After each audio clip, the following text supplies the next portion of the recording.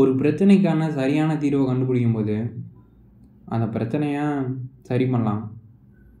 ஆனால் ஒரு பிரச்சனை வருது, அதை சரியாக புரிஞ்சுக்காம தப்பான தீர்வை தேர்ந்தெடுக்கும்போது அந்த பிரச்சனை இன்னமுமே பெருசாக தான் ஆகும்.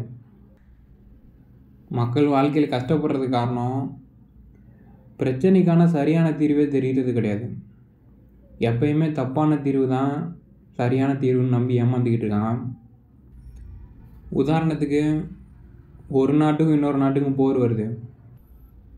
இந்த பிரச்சனைக்கு உண்மையான காரணம் அந்த 2 நாட்டுக்கு நடுவுலையும் ஒற்றுமை இல்லை. உண்மையான தீர்வு அந்த 2 நாட்டுக்கு நடுவில் ஒற்றுமையை உருவாக்கணும், அன்பை உருவாக்கணும். ஆனால் நிறையா மக்கள் போர் நடக்கும்போது என்ன நினைப்பாங்கன்னா, உண்மையான பிரச்சனை இன்னொரு நாடு தான் உண்மையான பிரச்சனை அப்படின்னு நினைப்பாங்க. அந்த இன்னொரு நாட்டை ஜெயிக்கணும், அப்படி ஜெயிக்கிறது தான் உண்மையான தீர்வுன்னு நினைப்பாங்க. இப்படி இன்னொரு நாடு தான் பிரச்சனை அப்படின்னு நினைக்கும்போது அந்த நாட்டு மேலே கோபம் உண்டாகும். இப்படி பொய்யை நம்பும்போது கோபம் உருவாகும். பொய் தான் தீய சக்தி, அதனால் உண்டாகிற கோபமும் தீய சக்தி தான். ஆனால் இதே போர் நடக்கிறதுக்கு காரணம் 2 நாட்டுக்கு நடுவில் ஒற்றுமை இல்லை அப்படின்றத புரிஞ்சுக்கும் போது 2 நாட்டுக்கு நடுவில் அன்பை உருவாக்கணும் அப்படின்ற உண்மையான தீர்வை நோக்கி போவாங்க. இப்படி பிரிவினையை சரி பண்ணணும் அப்படின்ற உண்மையும் அன்பு, இதுதான் கடவுள். இப்படி 2 நாட்டுக்கு நடுவில் பிரச்சனை வரும்போது இன்னொரு நாடு தான் கெட்டது அப்படின்ற பொய்யை நம்பினா வெறுப்பு உருவாகும். அதனால போரும் அழிவும் தான் உருவாகும். ஆனால் பிரச்சனைக்கான காரணம் ஒற்றுமை இல்லாதது அப்படின்ற உண்மையை புரிஞ்சுக்கும் போது அன்பு உருவாகும். அப்போ 2 நாடுகளுக்கு நடுவில் ஒற்றுமையும் நல்லது இருக்கும். இதே மாதிரி தான் வாழ்க்கையிலையும் ஒருத்தன் தோத்துட்டான், தோத்ததுனால அவன் மனசு கஷ்டப்படுது. ஆனால் அவன் மனசு கஷ்டப்படுறதுக்கு உண்மையான காரணம் தோக்குறது ஏதோ கெட்டதுன்னு நினச்சான். தோக்குறது எந்த அளவுக்கு கெட்டதுன்னு நினைக்கிறானோ அந்த அளவுக்கு அவன் மனசு கஷ்டப்படுவோம். தோல்வியையும் வெற்றியும் சமமாக பார்த்துருந்தானா அவன் தோக்கும்போது அவன் மனசு கஷ்டமே பட்டிருக்காது. தோல்வி ஒரு சாதாரண விஷயமாக தான் தெரிஞ்சிருவான். இப்படி அவனோட மனசு கஷ்டப்பட்டதுக்கு உண்மையான காரணமே தோத்தது கிடையாது, தோத்ததை ஏதோ கெட்டதுன்னு நினச்சதுனால தான். வெற்றி தோல்வியை பிரித்து பார்த்ததுனால தான். வெற்றி தோல்வியை ஒன்றா பார்த்துருக்கணும், சமமாக பார்த்துருந்தா அவனுக்கு துன்பம் வந்திருக்காது. 2 நாடுகளுக்கு நடுவில் ஒற்றுமை இல்லாததுனால தான் போரே வருது. அதே மாதிரி தான் வெற்றி தோல்விக்கு நடுவில் ஒற்றுமை இல்லாததுனால தான் தோல்வி வர்றது துன்பத்தை தருது. இப்படி பிரச்சனைக்கு உண்மையான காரணம் தோல்வியை கெட்டதுன்னு நினச்சதுனால தான். தோல்வி மேலே அன்பு இருந்திருந்தா தோல்வி துன்பத்தை தந்திருக்காது. இந்த உண்மையை ஒருத்தன் புரிஞ்சுக்கும் போது பிரச்சனை தனக்குள்ளே தான் இருக்குது அப்படின்றத புரிஞ்சுக்குவான். தனக்குள்ளே மாற்றத்தை ஏற்படுத்துவான். தனக்குள்ளே தோல்வியை வெறுக்காத மாதிரி தோல்வியை நேசிக்க கற்றுக்குவான். அப்படி பண்ணானா அவனுக்குள்ளே தோல்வி மேலேயும் அன்பு உருவாகும். வெற்றி தோல்வியை சமமாக பார்ப்பான். இதனால் பிரச்சனை தீர்ந்துடும். அடுத்தவன் தோத்துட்டானா துன்பம் வராது. இப்படி உண்மையை புரிஞ்சுக்கும் போது தோல்வி மேலே அன்பு உருவாகும். அதுதான் கடவுள். ஆனால் இப்படி ஒருத்தர் உண்மையை புரிஞ்சுக்காம தோத்ததுனால தான் துன்பம் வருது, தோல்வி தான் கெட்டது அப்படின்னு அவன் நினைக்க ஆரம்பிச்சிட்டான். அப்போ அவன் தோல்வி மேலே வெறுப்பு வரும். தோல்வியை அழிக்கணும்னு முடிவெடுப்பான். தோல்வி அழிக்கிறதுக்காண்டி பவர்ஃபுல்லாக வரணும்னு நினைப்பான். அதுக்காண்டி வெளியில் மாற்றத்தை ஏற்படுத்த முயற்சி பண்ணுவான். சூழ்நிலையை மாற்றுவான். சூழ்நிலையை மாற்றி தோல்வியை அழிக்க முயற்சி பண்ணுவான். 2 நாட்டுக்கு நடுவில் போர் வர மாதிரி தோல்வி கூட போர் புரிவான். இப்படி தோல்வி தான் கெட்டது அப்படின்ற பொய்யை நம்பும்போது வெறுப்பு உண்டாகுது. இதுதான் ஒரு தீய சக்தி. அடுத்து இதே மாதிரி ஒருத்தன் இன்னொருத்தனை விருப்பத்திக்கிட்டே இருக்கான். அதை பார்த்துட்டு அவனுக்கு கோபம் வருது. அவன் என்ன நினைக்கிறான்னா, நம்ம கஷ்டப்படுறதுக்கு காரணம் அந்த இன்னொருத்தன் தான், இன்னொருத்தன் நம்ம வெறுப்பேற்றுறதுனால தான் நம்ம கஷ்டப்படுறோம் அப்படின்னு நினைக்கிறான். ஆனால் இது ஒன்றும் உண்மை கிடையாது. அந்த இன்னொருத்தனை பிடிக்கலைன்னா, இன்னொருத்தன் மேலே வெறுப்பு இருந்துச்சுன்னா, அவன் சாதாரணமாக ஏதாவது பண்ணாலே கோவம் வரும். ஆனால் அதே இன்னொருத்தன் மேலே அன்பு இருந்துச்சுன்னா, அவன் வெறுப்பேற்றினா கூட அது நல்லா தான் இருக்கும், அது கஷ்டப்படுத்தாது. இப்படி இன்னொருத்தன் தன்னோட மனசை கஷ்டப்படுத்துறதுக்கு காரணமே அவன் மேலே அன்பு இல்லாமல் இருக்கிறது தான், அவன் வெறுப்பேற்றுறது கிடையாது. இப்படி அன்பு இல்லாமல் இருக்கிறது தான் துன்பம் வர்றதுக்கான காரணம் அப்படின்னு ஒருத்தன் புரிஞ்சுக்கிட்டானா, தனக்குள்ளே தான் பிரச்சனை இருக்குன்னு தனக்குள்ளே அன்பை உருவாக்க முயற்சி பண்ணுவான். அதுதான் கடவுள். ஆனால் தனக்குள்ளே அன்பு இல்லாதது தான் பிரச்சனை அப்படின்றத புரிஞ்சுக்காம, அந்த இன்னொருத்தன் தான் பிரச்சனை, அவனை பழி வாங்கணும், அவனை நிறுத்தணும், அவனை அழிக்கணும், இந்த மாதிரிலாம் யோசிக்க ஆரம்பித்தான் வெறுப்பு உண்டாகும், அழிவை நோக்கின செயல்பாடுகள் இருக்கும். இதுதான் தீய சக்தி. இந்த மாதிரி எல்லா பிரச்சனைக்கும் உண்மையான காரணமே அன்பு இல்லாமல் இருக்கிறது தான். 2 நாடுகளுக்குள்ளே போர் வர்றதுக்கு காரணம் 2 நாட்டுக்குள்ளே அன்பு இல்லை.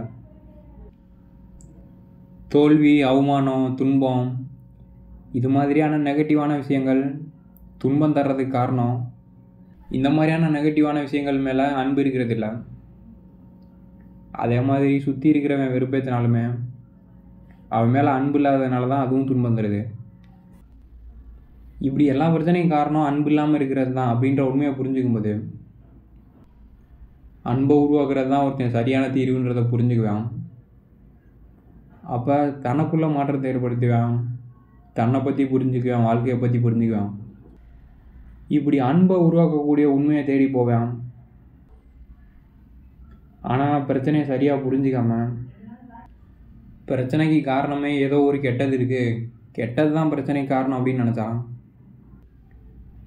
பவரை தேடி, அழிவை உருவாக்கக்கூடிய அறிவை தேடி ஒருத்தர் செயல்பட ஆரம்பிப்பான். இன்னொரு நாடு தான் கெட்டதுன்னு நினச்சான். ஆயுதங்கள், ஆர்மி, அழிவை உருவாக்கக்கூடிய இன்னொரு நாடை கட்டுப்படுத்தக்கூடிய அறிவு, அதே மாதிரி துன்பம், தோல்வி, இது மாதிரியான நெகட்டிவான விஷயங்கள் தான் கெட்டதுன்னு நினச்சானா, அதை அழிக்கிறதுக்கு பவரை தேடுவான். இன்னொருத்தன் தான் கெட்டதுன்னு நினச்சானா, இன்னொருத்தனை கட்டுப்படுத்தணும் அப்படின்றதுக்கான பவரை தேடுவான். இப்படி இல்லாத கெட்டதை இருக்குன்னு நம்பி அது மேலே வெறுப்பை காமிக்கும் போது பவரை தேடி தப்பான பாதையில் போவான். ஆனால் அன்பு இல்லாதது தான் பிரச்சனை அப்படின்னு தெரிஞ்சு அன்பை உருவாக்கும் போது நிரந்தரமான தீர்வு கிடைக்கும். 2 நாடுகள் நடுவில் அன்பு உருவாயிருச்சுன்னா அது ஒரு நிரந்தரமான தீர்வாக இருக்கும். ஆனால் இன்னொரு நாடு தான் கெட்டதுன்னு நினச்சி இன்னொரு நாள் கூட சண்டைக்கு போனால் ஜெயிக்கவே முடியாது. ஜெயித்தாலுமே திரும்பவும் போர் வரும். அதே மாதிரி தோல்வி கெட்டதுன்னு நினச்சி தோல்வி கூட சண்டைக்கு போனான்னா வெற்றி அடைய முடியாது. அடைந்தாலுமே திரும்பவும் தோல்வி வந்துக்கிட்டு தான் இருக்கும். அதே மாதிரி கூட இருக்கிறவன் தான் பிரச்சனை அப்படின்னு நினச்சி அவன் கூட சண்டைக்கு போனான் அதுவும் பிரச்சனை பெருசாக தான் ஆகும். இப்படி ஒரு விஷயத்தை கெட்டதுன்னு நினச்சி அழிக்க முயற்சி பண்ணுறது மூலமாக நிரந்தரமான தீர்வே கிடைக்காது. அன்பை உருவாக்குறது மூலமாக தான் நிரந்தரமான தீர்வே கிடைக்கும். இப்படி அன்பை உருவாக்கி செய்கிற செயல் அன்போட வெளிப்பாடாக இருக்கும்போது தான் ஒரு அழகான வாழ்க்கை கிடைக்கும். சமூகத்துக்கு உதவணும்னு சமூகத்து மேலே இருக்க அன்புனால வேலைக்கு போகிறது, மற்றவங்களுக்கு உதவணும் அப்படின்னு மற்றவங்க மேலே இருக்க அன்புனால அவங்க கூட பழகிறது, ஒரு விஷயத்தை கற்றுக்கணும்னு அதில் இருக்க அன்புனால கற்றுக்கிறது, இந்த மாதிரி செயல் அன்போட வெளிப்பாடாக இருக்கும்போது அழகான வாழ்க்கை இருக்கும். ஆனால் சமூகத்தில் மக்கள் செய்கிற செயல் எல்லாமே வெறுப்போட வெளிப்பாடாக இருக்குது. வேலைக்கு போகிறாங்க, அது காரணம் எதிர்காலத்தில் காசு இல்லாமல் போயிடும் அப்படின்ற ஒரு பிரச்சனை வருது. அந்த பிரச்சனை மேலே இருக்க வெறுப்புனால வேலைக்கு போகிறாங்க.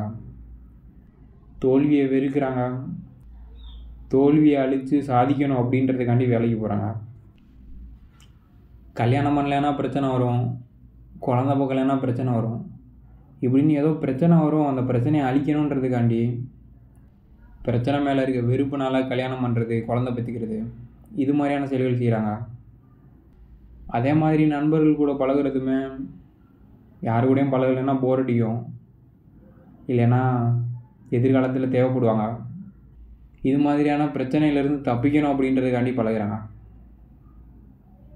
அதே மாதிரி அறிவு வளர்த்துக்கிறதுமே அறிவை வளர்த்துக்கலைன்னா வேலைக்கு போக முடியாது அப்படின்ற பிரச்சனையினால் அறிவை வளர்த்துக்கிறாங்க. இப்படி பண்ணுற செயல் எல்லாமே ஏதோ ஒரு விஷயத்தை வெறுத்து அதை அழிக்கணுன்றதுக்காண்டி தான் அந்த செயலே பண்ணுறாங்க. இப்படி செய்கிற செயல் எல்லாமே வெறுப்போட வெளிப்பாடாக இருக்குது. எல்லாத்தையும் வெறுக்கிறாங்களோ அது எல்லாத்தையும் அழிச்சா நல்ல வாழ்க்கை வந்துடும் நம்புகிறாங்க. எப்படி போருக்கு போகிறவங்க இன்னொரு நாட்டை அழிச்சா நம்ம நாட்டுக்கு நல்லது நடந்துடும் அப்படின்னு நம்புவாங்க. ஆனால் அப்படியே இன்னொரு நாட்டை அழித்து ஜெயித்தாலுமே கூட தன்னோட நாட்டு மக்களே பல பேர் செத்து போய் கிடப்பாங்க. தன்னோட நாட்டுக்கே பெரிய அழிவு ஏற்பட்டிருக்கும். இப்படி வெறுப்பில் வன்முறையில் இறங்குறதுனால நல்லது நடக்காது, அழிவு தான் ஏற்படும். அதே மாதிரி தான் ஒருத்தன் தோல்வியை அழிக்கணும்னு சொல்லிட்டு சாதிக்கணும்னு போராடுறான், ஒவ்வொரு நாளும் போராடுறான். அவன் பல வருஷம் போராடி 30-40 வருஷத்தில் பெரிய ஆளாகி சாதிச்சிட்டான். ஆனால் அதை அடைகிறதுக்கு அவன் எதெல்லாம் இழந்தான். அவன் பல நாள் கஷ்டப்பட்டுருப்பான், தன்னோட வாழ்க்கையில் ஒவ்வொரு நாளும் கஷ்டப்பட்டு உழைச்சிருப்பான். அது எல்லாமே அவன் வாழ்க்கையில் ரொம்ப பெரிய பாதிப்பு ஏற்பட்டிருக்கும். எப்படி போரில் வெற்றி பெற்றா தன்னோட நாட்டு மக்களே நிறைய பேர் செத்து கிடப்பாங்களோ அதே மாதிரி தான் வாழ்க்கையில் சாதித்தாலுமே அது ஒன்றும் சாதனை கிடையாது. அவன் வாழ்க்கையிலே பல நாளை அழிச்சிருப்பான். இப்படி வெறுப்போட வெளிப்பாடாக செயல்பட்டு ஏதோ ஒன்று அழிக்கிறது ஒன்றும் சாதனையோ நாட்டுக்கு நல்லதோ அவனுக்கு நல்லதோ கிடையாது. ஆனால் இதெல்லாமே நாட்டுக்கு நல்லது நமக்கு நல்லது அப்படின்னு நம்பிக்கிட்டு இருக்காங்க. இப்படி வாழ்க்கையில் எதை வெறுக்கிறோமோ அதை ஒவ்வொரு நாளும் போராடி அழிக்கிறது தான் உண்மையான நல்ல வாழ்க்கைன்னு நம்புகிறாங்க. எது எல்லாத்தையும் வெறுக்கிறீங்களோ அது எல்லாத்தையும் மேலே அன்பு செலுத்துகிற மாதிரி உங்களை நீங்களே மாற்றிக்கிறது தான் உண்மையான நல்ல வாழ்க்கை. இப்படி வெறுக்கிறத அழிக்க முயற்சி பண்ணுறதெல்லாம் உங்களுக்கு நீங்களே செய்கிற உதவி கிடையாது. கோபத்தில் ஒருத்தர் சண்டைக்கு போகிறான்னா அவன் கோபத்தில் இருக்கும்போது சண்டைக்கு போகிறது தான் நல்லது, சண்டைக்கு போகிறது நம்மளோட நல்லதுக்காண்டி தான் பண்ணுறோம் அப்படின்னு நினப்பான். ஆனால் அவனோட கோபம் குறையும் போது தான் தெரியும் சண்டைக்கு போனதே தேவையில்லாத வேலை, சண்டைக்கு போய் நம்மளுக்கு தான் கெடுதல் நடந்திருக்கு அப்படின்றத அவன் புரிஞ்சுக்குவான். இப்படி கோபத்தில் இருக்கும்போது வெறுக்கக்கூடிய விஷயங்களை அழிக்கிறது தான் சரின்னு தோணும். இப்படி அழிக்கிறது நம்மளோட நல்லதுக்காண்டி தான் பண்ணுறோன்னு தோணும். இப்படிலாம் மூளை தன்னைத்தானே ஏமாற்றும். இப்படி ஒருத்தன் இன்னொரு நாடு மேலே கோவப்பட்டு போர்க்களத்துக்கு போவான். ஆனால் அவன் என்ன நினப்பானா, நம்ம போருக்கு போகிறதே நம்ம நாட்டோட நல்லதுக்காண்டி போகிறோம் அப்படின்னு நினைப்பான். ஆனால் உண்மையான காரணம் அவனுக்கு இன்னொரு நாட்டை பிடிக்கல, இன்னொரு நாட்டு மேலே கோவம் இருக்குது. இப்படி கோவத்துக்காண்டி சண்டைக்கு போயிட்டு தன்னோட நாட்டு மக்களோட நல்லதுக்காண்டி சண்டைக்கு போகிறதா நினச்சிக்குவான். அவன் உண்மையிலே தன்னோட நாட்டுக்கு நல்லது பண்ணணும்னா 2 நாட்டுக்கு நடுவுலையும் ஒற்றுமையும் அன்பையும் உருவாக்கணும். அதுதான் தன்னோட நாட்டுக்கு செய்கிற உண்மையான நல்லது. அதே மாதிரி தான் தோல்வி மேலே கோவப்படுறவன் தோல்வியை அழிக்கிறதுக்காண்டி வெற்றியை நோக்கி போவான். அவன் என்ன நினைப்பானா, நம்ம வெற்றியை நோக்கி போகிறதே நம்மளோட நல்லதுக்காண்டி நினச்சிக்குவான். ஆனால் உண்மையான காரணம் அவனுக்கு தோல்வி பிடிக்கலை, தோல்வியை வெறுக்கிறான். அதுக்கு தான் வெற்றி நோக்கியே போகிறான். அவன் தனக்கு உண்மையிலே நல்லது பண்ணணும்னா தோல்வியையும் நேசிக்கிற மாதிரி தனக்குள்ளே அன்பை உருவாக்கி வச்சுக்கணும். அதே மாதிரி ஒருத்தனுக்கு பிடிக்கலை, இன்னொருத்தன் கூட சண்டைக்கு போகிறான்னா அப்படி சண்டைக்கு போகிறது ஒன்றும் அவனுக்கு அவனே செய்கிற நன்மை கிடையாது. இன்னொருத்தன் மேலே அன்பு செலுத்துகிற மாதிரி இன்னொருத்தனுக்கும் தனக்கும் அன்பு உருவாகிற மாதிரி செய்கிறது தான் உண்மையிலே அவனுக்கு செய்கிற நல்லது. இப்படி தான் அன்பு உருவாகிறது தான் உண்மையான உதவி. ஆனால் கோவப்பட்டு வன்முறையில் இறங்குறது தான் தனக்கு தானே ஏதோ செய்கிற உதவின்னு நினச்சிக்கிட்டு இருக்கான். இப்படி வாழ்க்கையில் ஒவ்வொரு நாளும் கோவப்பட்டு எதையோ அழிக்க முயற்சி செஞ்சுட்டு ஏதோ தனக்கு தானே நல்லது செய்கிறதா வேற நினச்சிக்கிட்டு இருக்காங்க. இப்படி ஒவ்வொரு நாளும் வெறுப்போட வெளிப்பாடாக வாழ்க்கையை வாழ்கிறது ஒன்றும் வாழ்க்கையே கிடையாது. இது ஒரு போர்க்களம் மாதிரி எப்போ பாரு சண்டை நடந்துக்கிட்டே இருக்கும். நிம்மதி இல்லாத அழிவு மட்டும் இருக்கக்கூடிய ஒரு நரகம். ஆனால் வெறுப்பில் இருந்து முழுமையாக வெளியே வந்து தனக்குள்ளே அன்பை உருவாக்கும் போது தான் வாழ்க்கையே ஆரம்பிக்கும். அதுதான் ஒரு அழகான வாழ்க்கை. எப்பயுமே வாழ்க்கையில் வர எல்லா பிரச்சனையும் காரணம் நமக்குள்ளே அன்பு இல்லாதது தான் அப்படின்ற உண்மையை புரிஞ்சுக்கும் போது ஏதோ ஒரு கெட்ட விஷயத்தை அழிக்கணும் அப்படின்னு முயற்சி பண்ணுறது எல்லாமே நம்மளோட நல்லதுக்காண்டி பண்ணல, அந்த கெட்ட விஷயத்து மேலே இருக்க வெறுப்புனால பண்ணுறோம் அப்படின்ற உண்மையை புரிஞ்சுக்கும் போது உண்மையிலே நம்மளுக்கு நல்லது கெட்டதை அழிக்கிறது கிடையாது, கெட்டது கெட்டதே இல்லைன்றதை புரிஞ்சுக்கிட்டு அது மேலே அன்பு செலுத்துறது தான் உண்மையான நல்லது அப்படின்ற உண்மையை புரிஞ்சுக்கும் போது ஒருத்தனுக்குள்ளே அன்பு உருவாக ஆரம்பிக்கும்.